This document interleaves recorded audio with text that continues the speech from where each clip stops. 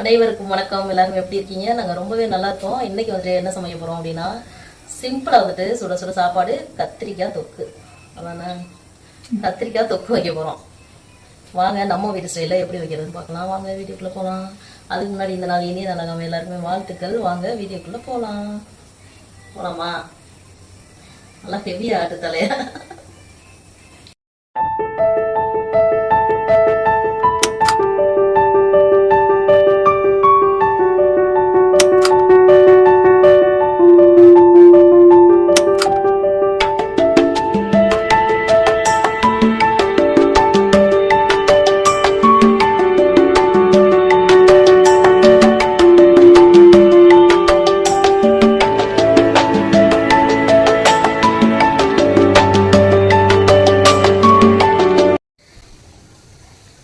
First வந்துட்டு எண்ணெய் ஊற்றிக்கலாம். நல்லெண்ணெய் இருந்தால் ஊற்றிக்கோங்க, இன்னும் நல்லாயிருக்கும். நான் வந்துட்டு கடலெண்ணெயும் ஒரு ரைஸ் பிரான் ஆயிலும் கலந்து வச்சுருக்கேன். அதை ஊற்றிக்கலாம். மஞ்சள் பட்டி எடுங்க. எண்ணெய் நல்லா காஞ்சிச்சு. கடுகு போட்டுக்கலாம். வெந்தயம் குடிங்க. அதுக்கப்புறமா வந்துட்டு என்ன போட போகிறோம் அப்படின்னா, கடுகும் வெந்தயம் நல்லா பொரிஞ்ச பின்னாடி காஞ்ச மிளகா போட்டோம். போட்டுட்டு அதுக்கப்புறமா கருவேப்பிலை,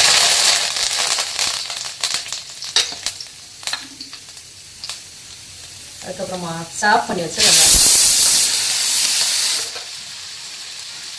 குக்கரில் வந்து விசில் வரவும் குழம்பு பூண்டு போட மறந்துட்டேன். வெங்காயம் போடுறதுக்கு முன்னாடி பூண்டு போட்டுக்கோங்க. இந்த மாதிரி கட் பண்ணி வச்சு பூண்டு கொஞ்சம் நிறையாவே போட்டுக்கோங்க, நல்லாயிருக்கும். பூண்டு நல்லா வதங்கினோடனே அதுக்கப்புறமா வந்துட்டு வெங்காயத்தை போடுங்க.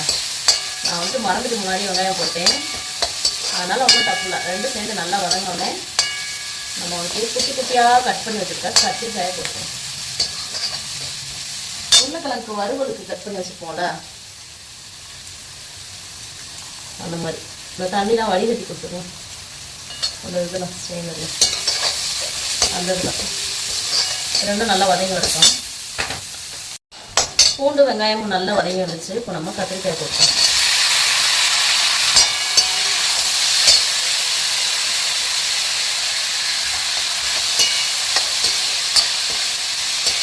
ஒரு 5 நிமிஷம் நல்லா வதங்கட்டும்.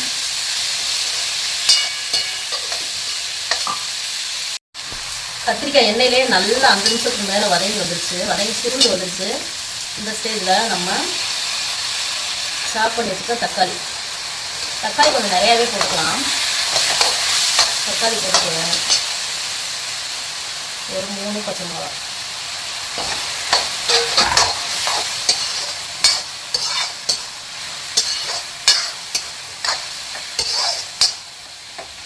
ஒரு வதக்கு நல்லா வதக்கிட்டு குழம்பு மிளகாத்தூள் ஒரு 2 ஸ்பூனு, 1 ஸ்பூன் தனி மிளகாத்தூள், கொஞ்சம் மஞ்சள் தூள் அதையும் போட்டுக்கலாம்.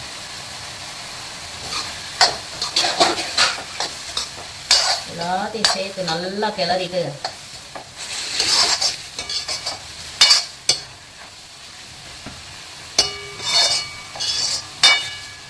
ஒரு 5 நிமிஷம் தக்காளி நல்லா வதங்கட்டும். உப்பு போட்டுக்கலாம்.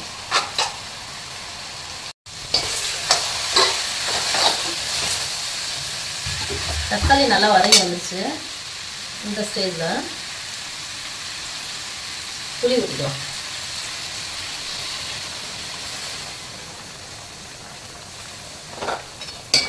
புளி ஊற்றிட்டு கொஞ்சம் இன்னும் கொஞ்சம் ஒரு 1/2 டம்ளர் தண்ணி ஊற்றி அப்படியே மூடி வச்சுட்டு ஒரு 10 நிமிஷம் கழிச்சு பார்த்தோம்னா அந்த கத்திரிக்காய், தக்காளி, பூண்டு, வெங்காயம் எல்லாமே வந்துட்டு அப்படியே தொக்கு மாதிரி கரைஞ்சிரும். கத்திரிக்காயே கரைய விடணும், தொக்கு மாதிரி. லைட்டான ஒரு 1/2 டம்ளர் தண்ணி எடுத்துக்கலாம்.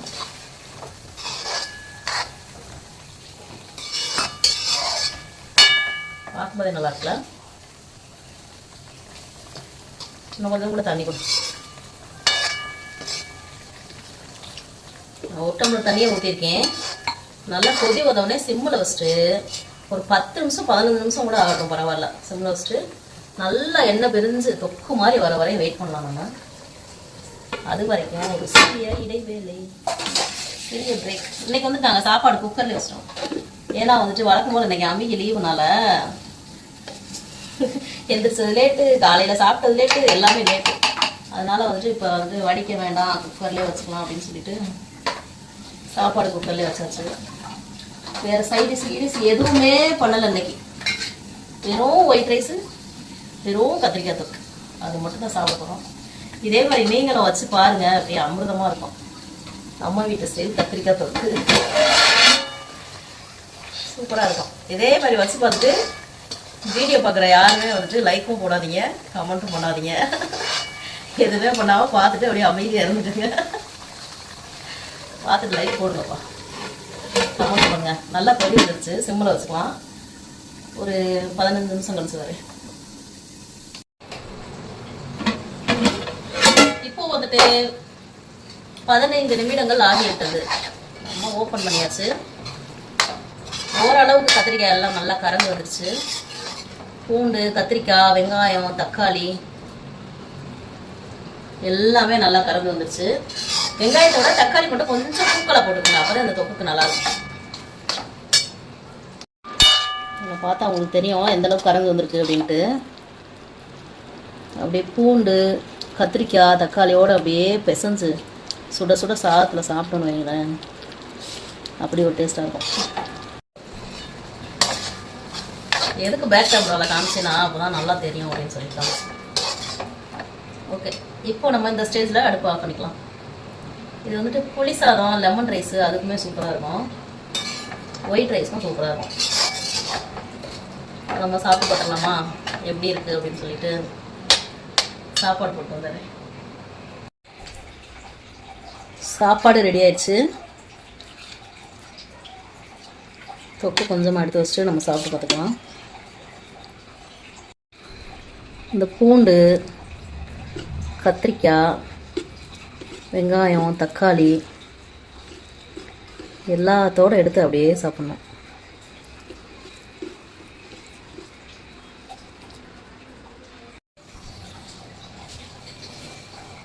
பூண்டு வந்துட்டு சாப்பிடாதவங்களுக்கு இன்னும் கொஞ்சம் கூட இந்த வெங்காயத்தையும் தக்காளி சாப் பண்ணி போடுவாங்களா, அது மாதிரி பூண்டையும் சாப் பண்ணி போட்டுக்கலாம். பூண்டு சாப்பிடாதவங்களுக்கு, சாப்பிட்றவங்க இந்த மாதிரி கட் பண்ணி போட்டுக்கோங்க.